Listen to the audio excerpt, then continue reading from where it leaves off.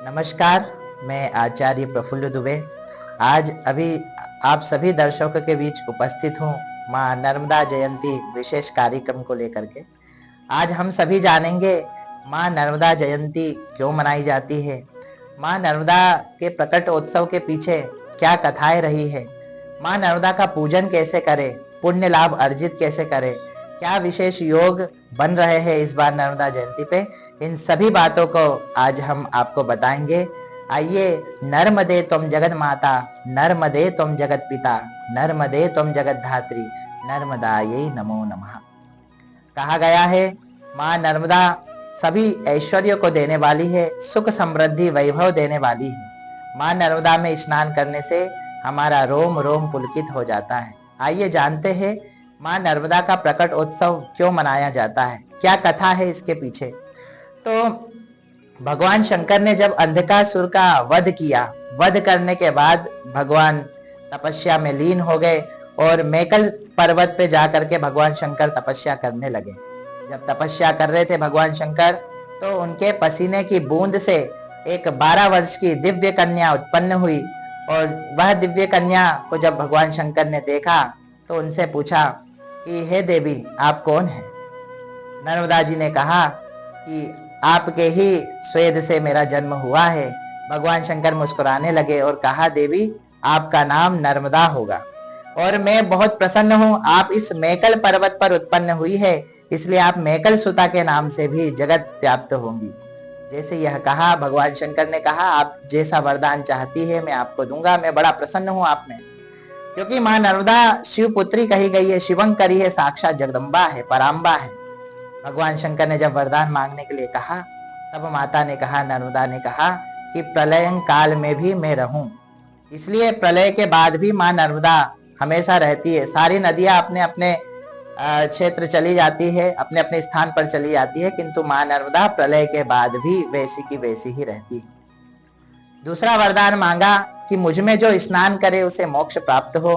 मेरे अंदर रहने वाले, मेरे जल के प्रवाह में आने वाले, संपर्क में आने वाले जितने भी कंकर है, ये सभी शंकर कहलाए। भगवान ने कहा तथास्तु। उसके बाद माँ नर्मदा ने कहा कि सारे देवी देवता, देव गंधर्व सुर, ये सभी मेरे तट पर तपस्या करें। भगवान शंकर ने कहा, माँ नर्मदा आप, मैं, विष्णु और ब्रह्मा, शिव विष्णु ब्रह्मा तीनों ही आपके तट पर हमेशा विद्यमान रहेंगे, आपकी तपस्या करेंगे। माँ नर्मदा को ऐसा आशीर्वाद, ऐसा वरदान भगवान शंकर के द्वारा दिया गया।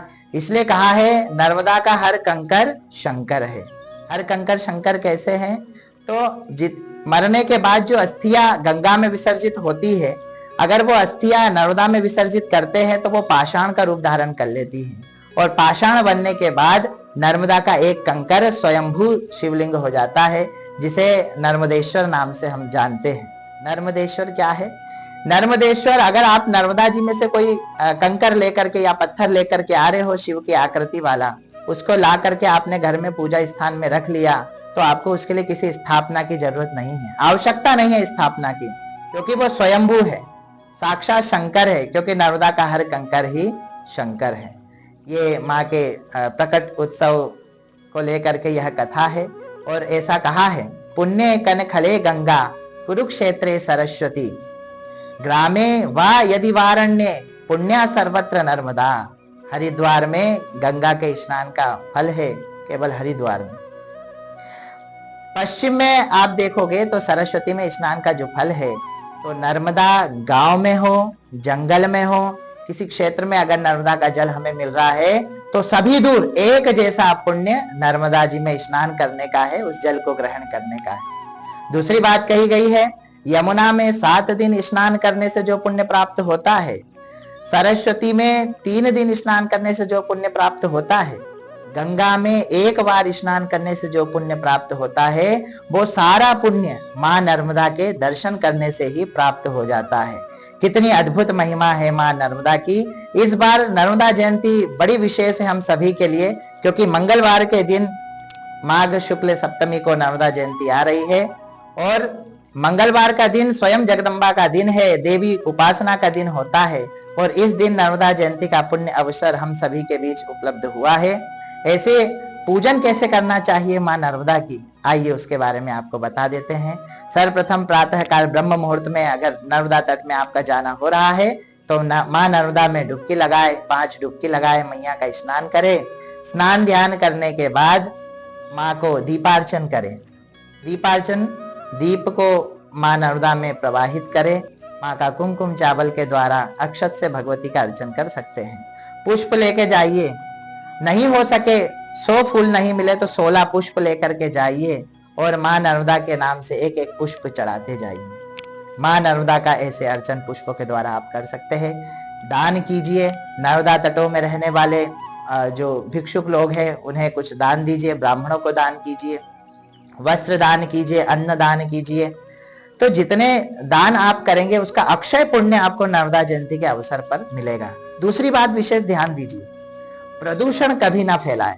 नर्मदा के तट पे जा रहे हो, स्वच्छता से स्नान करें, साबुन शैम्पू का उपयोग नर्मदा नदी पे ना करें। माँ नर्मदा के आंचल को गंदा ना करें, क्योंकि हम ऐसा ना हो हम पुण्य करने जा रहे हैं और उल्टा पाप लेकर के आ जाएं। तो माँ नर्मदा में स्वच्छता का ध्यान करके स्नान आदि करें, ध्यान वंदन करें, माँ का दीप के द्वारा अर्चन करें। जितने दीपक आप लगा सकते हैं माँ के सामने स्थापित करें। माँ से प्रार्थना करें कि हे माँ नर्मदा, अगर नर्मदा अष्टक आप गाओ तो बहुत अच्छी बात है, क्योंकि माँ को सबसे प्रिय है आदि गुरु शंकराचार्य द्वारा विरचित सबिंदु सिंधु सुसखल तरंग भंग रंजितम द्विशत्सु पाप जात जात कारी बारी संयुतम कृतांत दूत काल भूत भीतिहारी वर्मदे तो दीय पाद पंकजम नमामि देवी नर्मदे। ऐसे माँ की पूजन करें और दिन भर सिर्फ एक ही माँ का स्मरण करते रहे, क्योंकि ये साक्षात शिवंकरी है।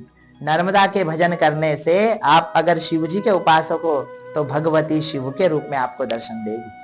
आप विष्णु के उपासक हो तो भगवती विष्णु के रूप में आपको दर्शन देगी। ऐसी माँ की अद्भुत महिमा है।